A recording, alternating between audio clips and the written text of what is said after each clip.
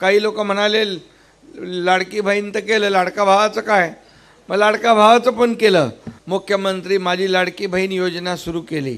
1,500 रुपये महिन्याला, 18,000 रुपये वर्षाला त्याच्या खात्यामध्ये जमा होणार. 3 गॅस सिलेंडर वर्षातून मोफत आपण त्यांना देणार. अशा प्रकारची योजना आपण सुरू केली आहे.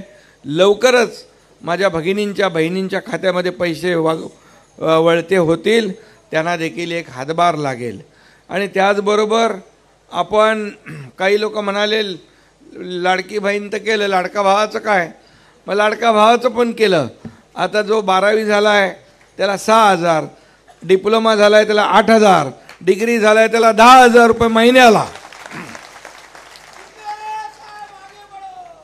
आणि त्याच्यामध्ये तो वर्षभर त्या कारखान्यात अप्रेंटिसशिप करेल, त्याला तिथं नोकरी लागेल आणि ट्रेंड असं अतिशय स्किल्ड मॅनपॉवर आपल्या उद्योजकांना मिळेल.